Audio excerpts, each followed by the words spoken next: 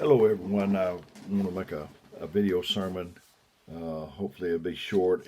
I'm going to be in Mark 14. I'm going to start at the third verse and probably read through the ninth. And I've read this a lot of times. I may have made a sermon video on it. I can't remember right now. But I just had it on my mind and heart and wanted to share it with you real quick. We're in the pandemic, we're in the coronavirus, COVID-19 right now. And so I'm just trying to get you something out there that will help you during this time.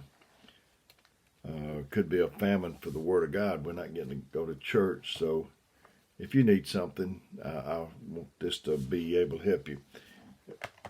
Mark 14:3-9 in the King James Version of the Bible. And it says, "And being in Bethany in the house of Simon the leper, as he sat at meat, there came a woman having an alabaster box of ointment, of spikenard, very precious.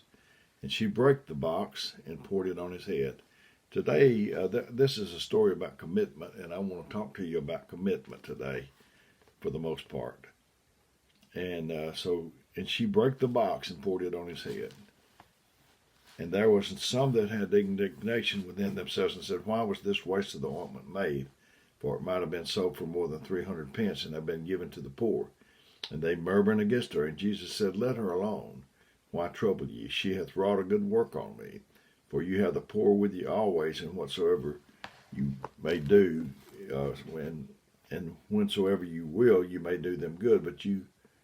But me you have not always. She hath done what she could. She is come beforehand to anoint my body to the burying.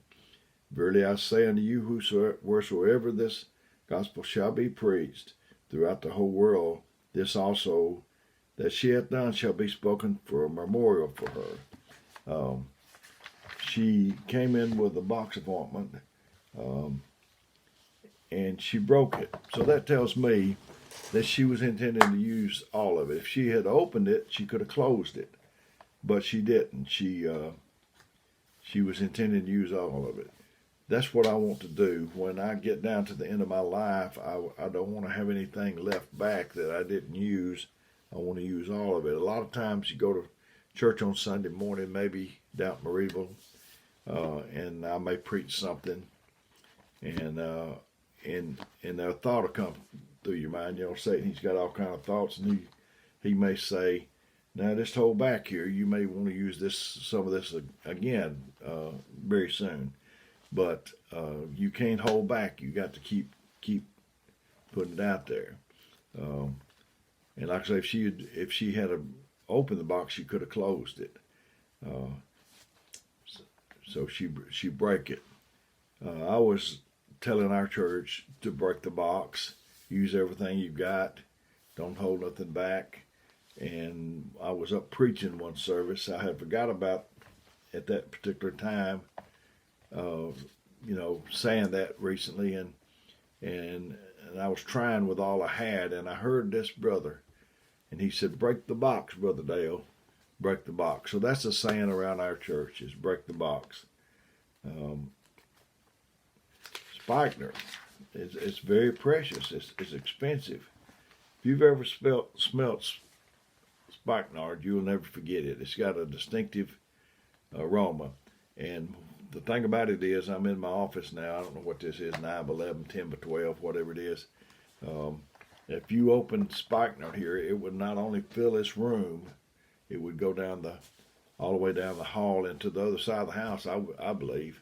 Don't want to try it, but I told you that I was in the hospital. I had a heart attack. I was in CCU for 4 days.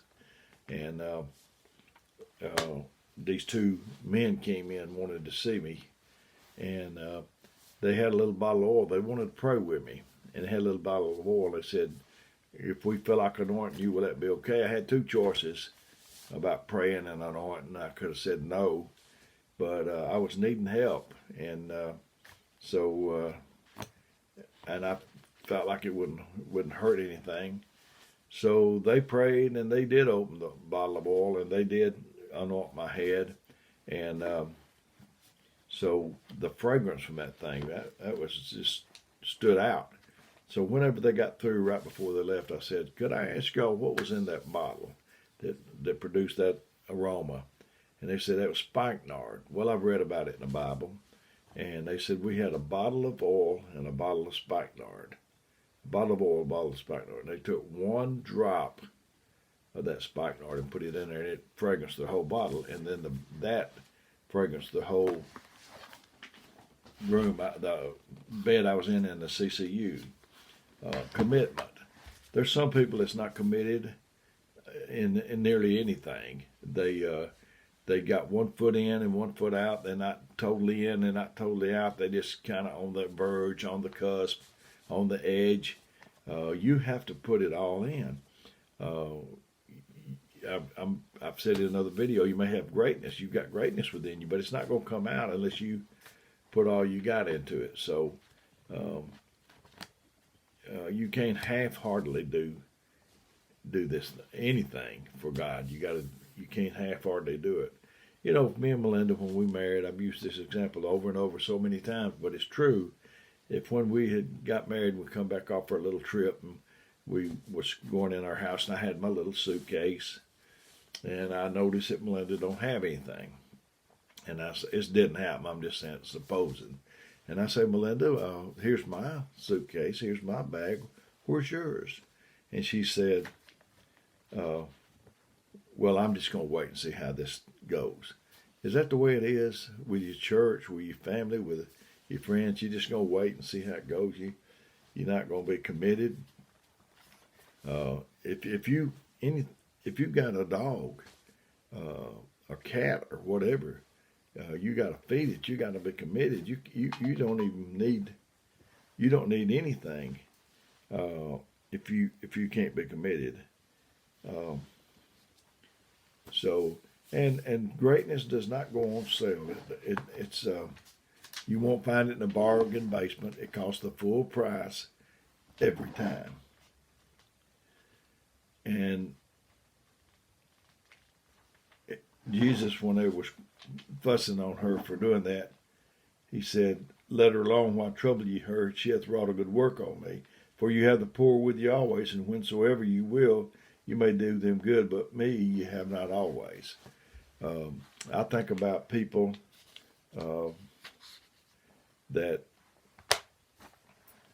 if you fixed every problem they had, they would still have problems, and it wouldn't take very long, because you have them kind of people with you always. And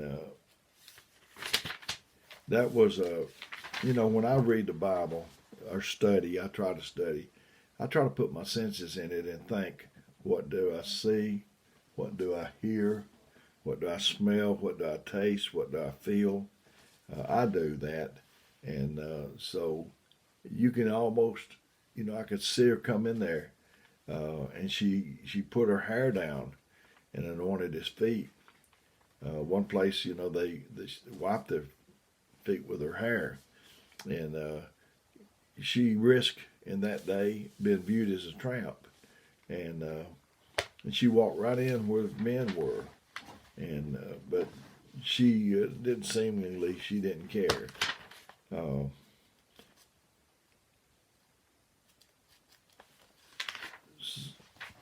So I think that God is trying to tell us to be committed. We just do something in just hope a lot of times.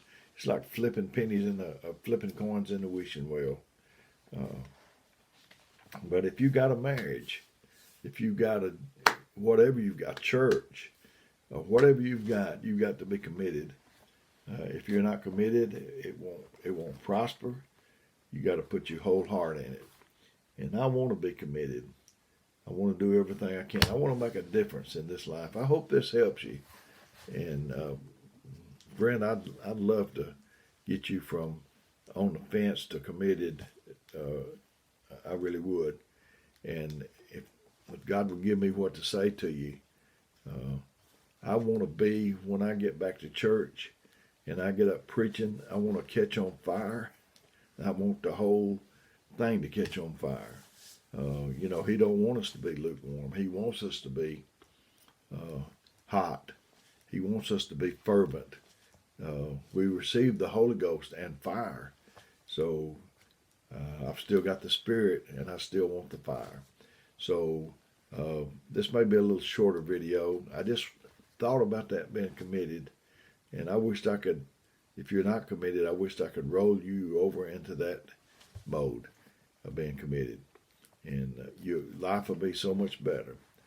I love you. I care about you. If you need me, my phone number is 256-508-4410. If you can, if I don't, I'll get back to you as soon as I can. And leave me a message if you would. May God bless you until next time.